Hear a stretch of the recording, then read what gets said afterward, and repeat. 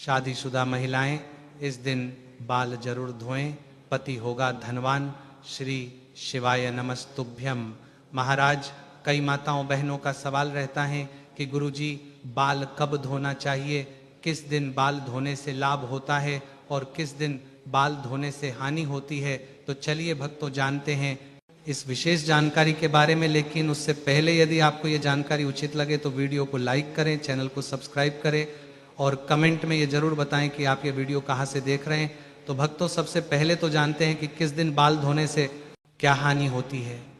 तो भक्तों शास्त्र कहते हैं कि रवोच तापः सोमोच शोभा भौमे च मृत्यु बुद्धवासरे धनम गुरोच हानि शुक्रवासरे दुखम शनिश्चरे क्लेश विनाशनम स्यात्। तो भक्तों इसका अर्थ समझिए। रवोच तापः इसका अर्थ है कि रविवार को बाल धोने से संताप होता है। संताप अर्थात शरीर में रोग बढ़ता है। अतः भक्तों रविवार के दिन आपको बाल धोने से बचना चाहिए। इसी तरह शास्त्र कहते हैं कि सोमेच शोभा, अतः सोमवार को बाल धोने से शोभा यानी सौंदर्य बढ़ता है, सुख समृद्धि में वृद्धि होती है। भौमेच मृत्यु अर्थात मंगलवार को बाल धोने से मृत्यु तुल्य कष्ट या शरीर में कोई ऐसी बीमारी हो जाती है जो मृत्यु तुल्य हो जाती है, इसीलिए शास्त्र कहते हैं भौमेंचा मृत्यु। आगे शास्त्र कहते हैं कि बुधवासरे धनम अर्थात बुधवार को बाल धोने से धन की प्राप्ति होती है। तो विशेषकर बुधवार के दिन बाल धोना चाहिए, इससे लक्ष्मी की प्राप्ति होती है। गुरौच हानि अर्थात गुरुवार को बाल धोने से हानि होती है, यानी कि धन में हानि होती है, परिवार के सदस्यों में हानि होती है, ज्ञान में हानि होती है। साथ ही भक्तों आपके पूरे परिवार को संकट और कष्ट झेलने पड़ते हैं, हानि झेलनी पड़ेगी।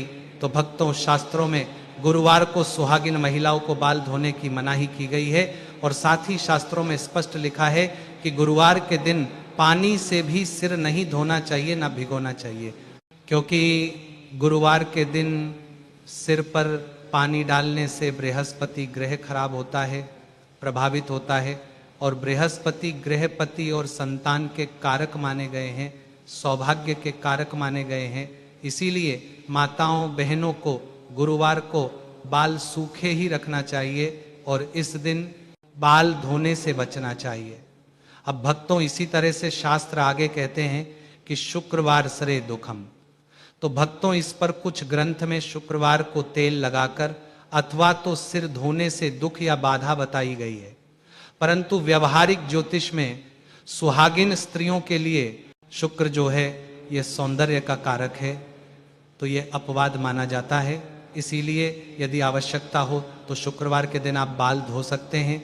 लेकिन यहाँ पर शास्त्र का श्लोक कहता है कि शुक्रवासरे दुखम अर्थात शुक्रवार के दिन बाल धोने से दुख आता है। और फिर शनिश्चर्य क्लेश विनाशनम अर्थात शनिवार के दिन बाल धोने से क्लेशों का नाश होता है, यानी कि लड़ाई झगड़ों का नाश होता है। लेकिन भक्तों ध्यान दीजिए, कई ग्रंथों में शनिवार के दिन बाल धोने से दोष भी बताए गए हैं। अब भक्तों ये तो हो गए वह दिन जिन दिनों में बाल धोने से लाभ अथवा हानि होती हैं। अब भक्तों जानते कुछ ऐसी तिथियों के बारे में जिन पर बाल धोने से बचना चाहिए। तो भक्तों स्कंद पुराण और धर्म सिंधु ग्रंथ के अनुसार एक श्लोक का वर्णन आता है, षष्ठ्याम तैलम न स्पष्टव्यम अष्टम्याम च विशेषतः अमावस्याम पूर्णिमायाम द्वादश्याम च संक्रम। अर्थात इसका अर्थ है कि षष्ठ्याम यानी षष्ठी तिथि को तेल स्पर्श नहीं करना चाहिए, यानी कि तेल नहीं लगाना चाहिए, बाल नहीं धोना चाहिए। अष्टम्याम यानी अष्टमी को विशेष रूप से बाल नहीं धोना चाहिए।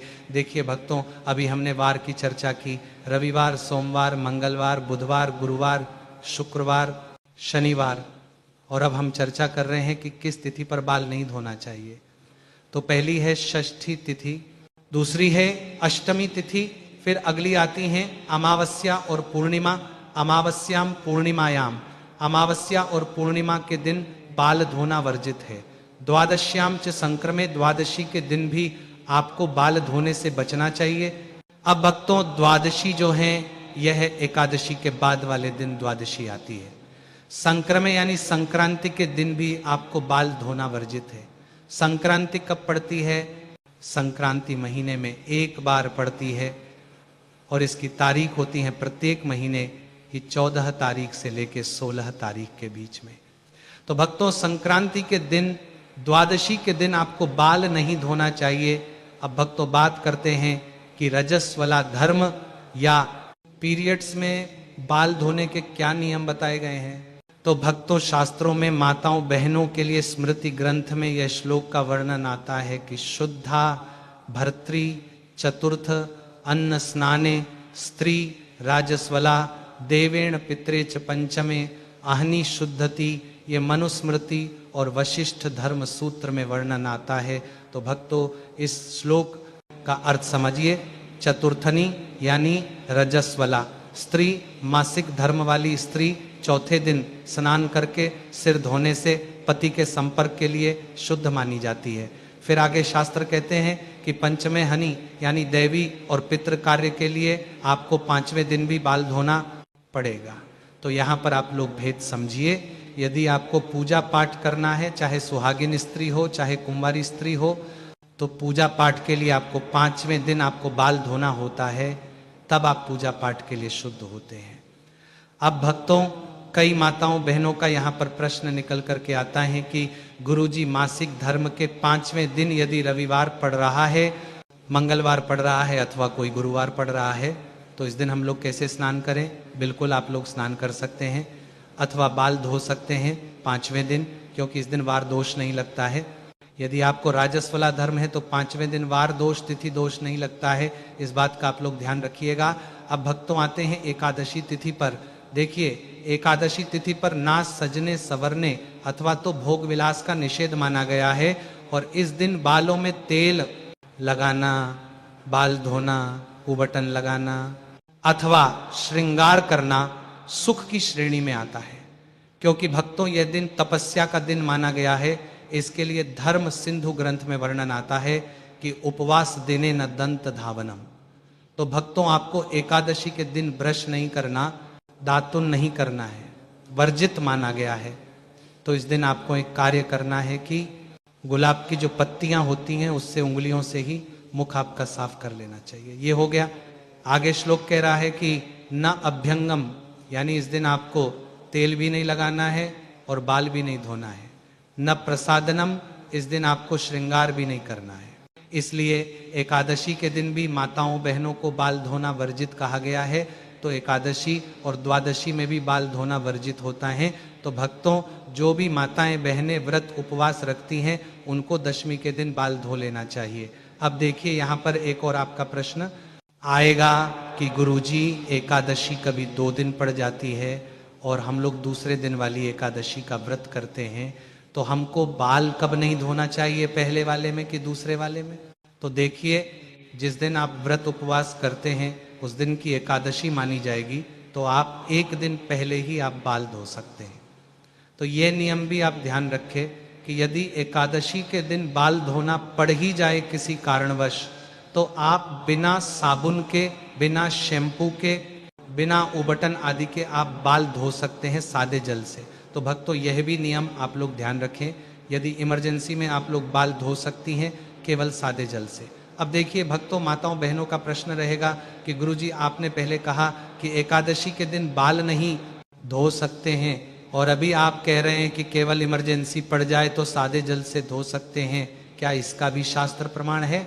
तो भक्तों, शास्त्र कहते हैं कि नैमित्तिक स्नाने वार दोषो न विद्यते।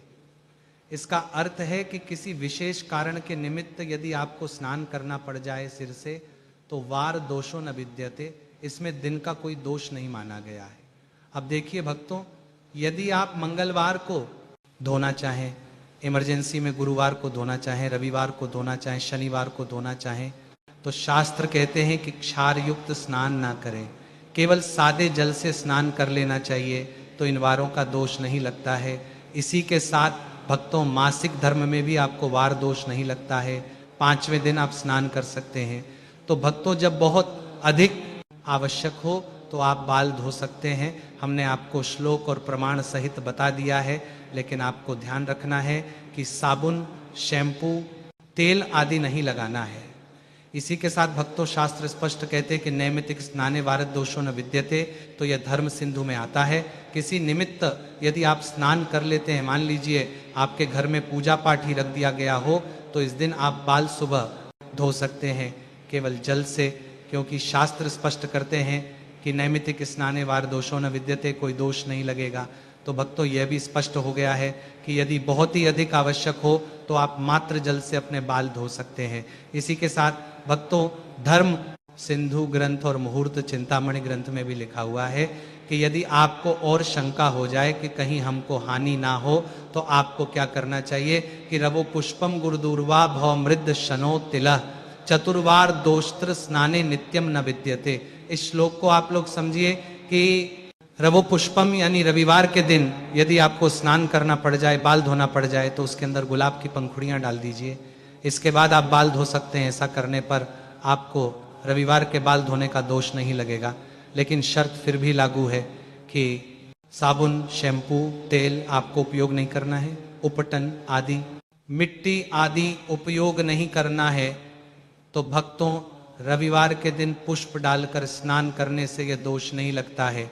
गुरो दुवाह, यदि गुरुवार के दिन सिर धोना पड़ जाए तो पानी में आपको दूर्वा डाल देना चाहिए।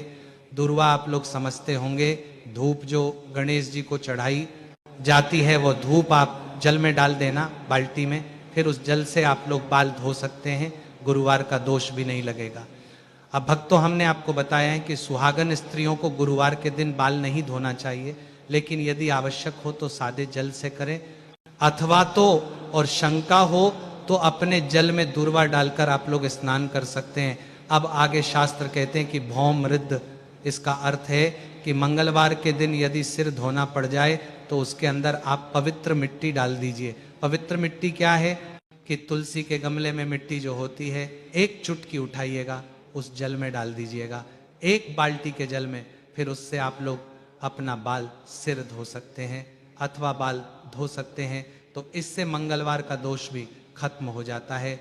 यदि शनिवार के दिन आपको शंका हो सादे जल से स्नान से भी, तो भी आप क्या करना, शनिवार के दिन काला तिल अपने स्नान वाले जल में मिला देना चाहिए अपने जल में, फिर उससे अपने बाल धोना चाहिए, तो इससे भी दोष नहीं लगता है।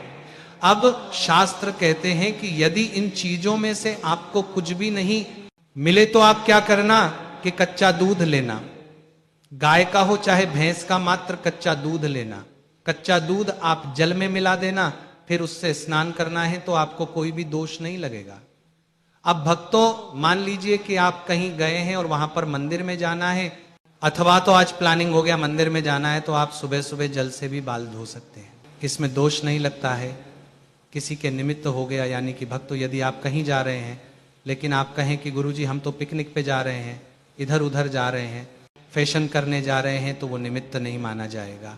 धर्म कार्य निमित्त, पितृ कार्य निमित्त अथवा तो देव कार्य निमित्त। तो भक्तों यह थी पूर्ण जानकारी शास्त्र के हिसाब से कि आपको बाल कब धोना चाहिए, कब नहीं धोना चाहिए, इमरजेंसी में क्या करना चाहिए, कब दोष नहीं लगता, कब दोष लगता है। इसी के साथ भक्तों जो कुमारी कन्याएं होती हैं वह रोज बाल धो सकती हैं, क्योंकि वे शादीशुदा नहीं है, विवाहिता नहीं है, तो उनके ऊपर अधिक दोष नहीं लगता है। रोज धोना चाहे तो रोज धो सकती हैं, लेकिन शर्त वही रहेगा, तेल, साबुन, शैम्पू, मिट्टी, उपटन आदि से आपको कुछ विशेष दिन और तिथियों पर बाल नहीं धोना है, सादे जल से। तो भक्तों यह थी सुहागिन महिलाओं के लिए संपूर्ण जानकारी की बाल कब धोना चाहिए और कब नहीं। यदि जानकारी उचित लगी हो तो वीडियो को लाइक और चैनल को सब्सक्राइब जरूर करें। धन्यवाद।